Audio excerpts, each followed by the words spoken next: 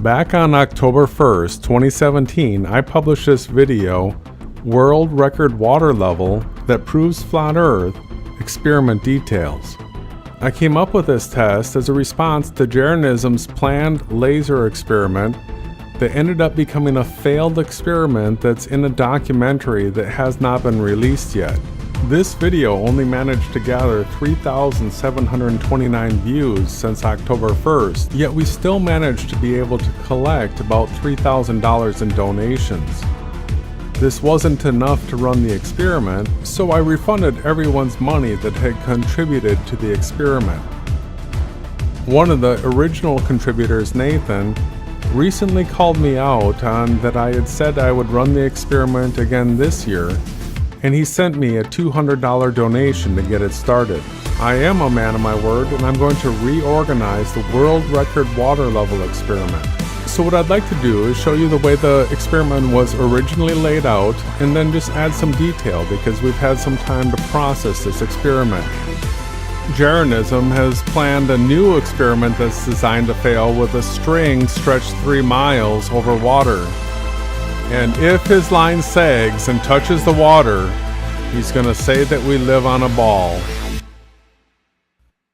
Yeah, the reason I like the fishing line experiment so much is because it is putting out a risk on your own belief, because I know that Sleeping Warrior wasn't in agreement so much, but I certainly would be. I mean, if I winch that line and it cuts into the water by a foot, you can bet your ass I'm going to walk away from that and say that the earth is curved. So what I want to do right now is go through the way I intend to run this experiment, the world's longest water level, that's going to prove the earth is flat. So the place that we plan on doing this is in Galveston. This right here is a snapshot of that area from Google Earth. I've imported it into SketchUp, and I've done some modeling on it. So what we're going to do is drill down here, and I'm envisioning this as the starting point. We have road access right here where we can offload supplies. We can offload hose, we can offload the posts.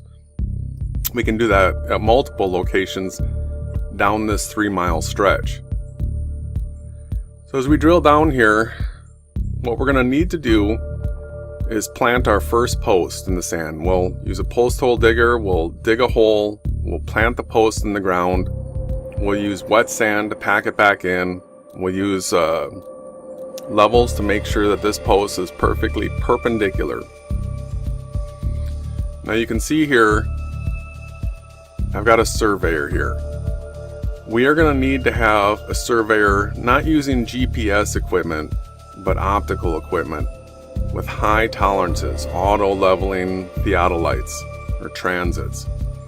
And what they're going to need to do is they're going to need to set reference points down this beach in whatever distances that they can work within high level tolerances. All right, so they'll set a reference point here near where our first post is. They're going to shoot an elevation off of that, and then they can swing around, or maybe they'll have to add additional pins along the way. But what they're going to be doing is always shooting off this reference point here. And so they don't need to know sea level, they don't need to know anything other than the elevation of this starting pin. Now what we're going to be doing with the hose is we're going to be stringing it out, we're going to lay it down near the water's edge, and I have it marked out in yellow here, just so that it shows up. But then you can see where it transfers to blue here, and above that you can see how it's clear. So what we'll have is on the ends of whatever hose we use, we'll have clear tubing. And that clear tubing will probably be 8-10 feet of clear tubing. And so what we'll do is we'll pull up the hose along our post here, and we're going to set a mark on this post. First one. we're going to do half mile at a time. So then we'll come down here. Same thing. We have the clear tubing. We're going to pull it up, and wherever the water is showing, you know, a level mark, wherever the water comes up in the tube, we're going to set our mark here and on our first post. And what we'll be doing is having the surveyor with his shots here off these pins. We're going to check and see whether or not, when the water level makes a mark on the first post and the second post, whether or not the surveyor says that that is in fact level. Okay, so we'll do it half mile. Now the reason why I have this wall here is because I want you to visualize us building an actual seawall, like a concrete seawall, where these marks that we're setting right here, what we want is a perfectly level seawall. It has no curvature to it. We know that we have the capability in this world right now to make something perfectly level. Level, level, level. The surveyor is going to verify that our half mile section here is truly level. And then once we've done that, we're going to go to our next post, and then our next post, and then our next post. Surveyor always moving along with us, checking to see that when we get our marks on each post, that it's level the entire way, no curvature. So eventually what we'll have, come back out here, is we will have 3 miles of this done. Surveyor having verified the entire way that each half mile section is truly level. So there will not be any question as to whether or not there is some magical force that is making the water and the level respond the same way, you know, the curved oceans in the globe earth theory are responding. We want to build a wall. All right. A perfectly level wall for 3 miles. We will eventually have 3 miles of hose set up here, so that from the first mark to this mark should be exactly the same and verified by a surveyor on site. The reason why I like running the experiment from the one end to this end is because then at the end of this 3 mile run, when we've seen that water levels are in fact level and we've proven that there is no curvature, is it ends up right at a state park here. So what I'm envisioning is that flat earthers, globe earthers, anybody that wants to be a part of this experiment, they can be here, they can help out, they can help record. We're going to be live streaming, we're going to be recording with a P900. We would love to have somebody or multiple people that have drones there filming this with drone footage. We want a lot of people there, eyes on this experiment, to make sure that there is no tomfoolery, no hoaxing, no CGI, no faked results. That is documented, verified, and we are certain that there is no curvature. And this is a 3 mile test. After this is done, we could do it 6 miles. We could do it 12 miles. Alright, so what I'm picturing is that we hang out down here afterwards during the celebration, that we grill, we do some barbecuing, we have a bonfire. But this isn't going to be like the normal flat earth meetups where people just stumble around wasted or high on drugs. This is going to be truthers that have actually done real world experiment, knowing that they've proven now that the earth is flat. They have something demonstrable that they can share with friends and family, and we can get exposure. We can get the word out there to the rest of the world that earth is in fact flat. It has been proven by a world record water level. What I'd like to do right now is introduce everybody to an entirely new concept, and that is crowdsourced truthing. by truthers for truthers. And so the way this is going to work is I'm not trying to make any money off of this experiment. I'm just trying to prove that Earth is flat. So what I'm going to do is, with the materials in this experiment, I'm going to try to return them or sell them for as much as I can. And then the money that I get back, I'm going to refund to everybody that's contributed their portion. So it'll be a percentage. We're not going to get all the money back, and we do need to have a surveyor there. So that's going to cost money as well. Probably going to need to rent a trailer and a few other things that aren't going to be refundable. But as far as materials are concerned, we're going to get as much money back as we can, and I'll refund that as a percentage of your donation.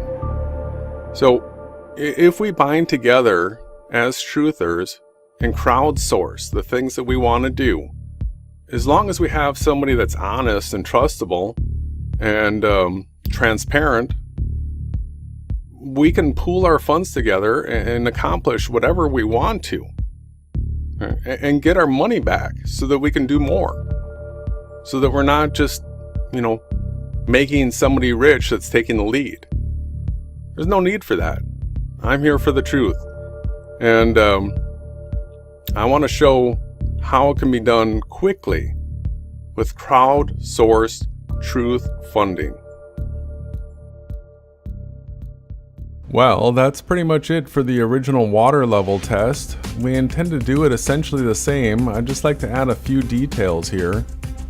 So this time with my modeling, I've added the globe underneath the water level test. And at our first point, we're going to be setting a post in the ground. We're going to be digging the holes roughly 2.5 to 3 feet deep, putting in the 4x4, packing the sand around it again, and making sure that the post is perfectly plumb. The surveyor's job will be to transfer the mark that we put on the first pole all the way to the last pole, making sure that it's perfectly level the entire way. We will be verifying that the surveyor's marks and that the water level say that it's perfectly level each half mile, the entire length.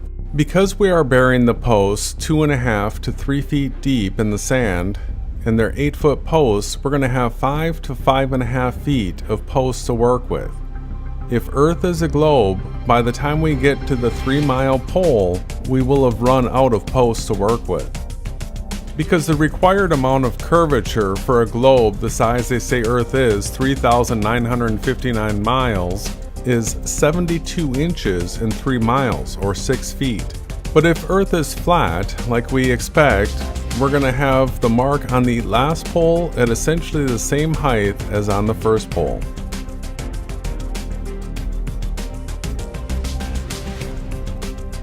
Now, I already know that the main objection to this experiment is going to come from fake flat earthers like Jaron. Out of all the channels that claim to be flat earthers that are monetized and take collections, not a one of them has ever produced an experiment that conclusively proves that Earth is flat. To the contrary, their failed experiments have led many to conclude that Earth is a globe. Why would you approve to be in a documentary that doesn't really support the theory? Exactly that. Everyone already is thinks good. we're Because- jokes. Walking out of here, if I didn't research it ahead of time, okay, if I still, and I did, believe the Earth was a globe. Listen, I don't even know if it is flat, whatever. Either way, I like what you I would said. leave this theater thinking, oh, That was a farce. 15-degree movement of the Earth and this laser experiment. Of course, it's a globe. Agreed. And Jaron has already spoken out against this experiment, saying that gravity would adjust the height of the water and the water level. But he is nothing but a detractor that will lie at any cost to try and prevent an experiment from showing conclusively that Earth is flat. Jaron's suggestion that gravity would affect the outcome of this experiment is immediately debunked with a simple understanding of Pascal's law in hydrostatics. Pascal's law is a fundamental principle of fluid mechanics that states that any pressure applied to the surface of a fluid is transmitted uniformly throughout the fluid in all directions, in such a way that initial variations in pressure are not changed. Thus, if both ends of a hose are open to the same atmospheric pressure, the water height in the hose will be the same. While gravity is a variable that scientists attempt to add to equations, we learn as we go down here that we can eliminate the g variable from our equation. For water and other liquids, this integral can be simplified significantly for many practical applications based on the following two assumptions. Since many liquids can be considered incompressible, such as water, a reasonable good estimation can be made from assuming a constant density throughout the liquid. The same assumption cannot be made within a gaseous environment. Also, since the height h of the fluid column between z and z is often reasonably small compared to the radius of Earth, one can neglect the variation of g. And to top it all off, we will employ a surveyor that is doing nothing but transferring a mark, like they would at any other job site, from the first post to the last post. We will then be comparing the accuracy of the water level to the transit, and vice versa. Now let's talk about what I can provide and what we'll need to get for this experiment. I have a F-150 crew cab with a 6.5 foot bed that is two-wheel drive. I'm a bit nervous about driving on the sand, but I'll risk it. I have the post hole digger and all the hand tools necessary. Plus, for recording the experiment, I have two GoPro Hero 6s with extra batteries, a P900 with an extra battery, the DJI Phantom 4 drone with 2 batteries, and my iPhone 7 for live streaming. The things we'll need is the pipe, fittings, posts, a small U-Haul trailer, small generator, a submersible utility pump, and a surveyor team. A budget of $5,000 should cover all of this. The wild card is getting a surveyor crew under contract that fits in the budget of Labor Day weekend, because that is the weekend I am proposing to run the experiment. While contemplating when would be the best time to run the experiment, Labor Day weekend stood out to me. My hopes are that because it is a holiday weekend and we are going to be running this experiment on Galveston Island, that we get as many of you out there possible to come be a part of and witness the experiment if we all had an extra day for travel. September 1st, the day I want to run the experiment, also happens to be my birthday, and proving definitively that Earth is not a globe would be the best birthday present ever. Labor Day weekend is generally beautiful weather here in Texas, and regardless if the funds come in for conducting the experiment or not, Ronnie and I have a room booked in Galveston for Friday and Saturday night. If the experiment does not get funded in time, there will still be meetups for sure that involve gathering evidence with the P900 and the drone, and we would like to have a cookout at the beach with live campfire music. We need to have made funding for the experiment by August 24th so that I can order the pipe and make sure we have a surveyor under contract. If all goes well, the cookout will be a celebration gathering and not just a meetup. If you want to be a part of the Flat Earth community that can bring about a successful experiment that proves Earth is not a globe, please reach out and get involved.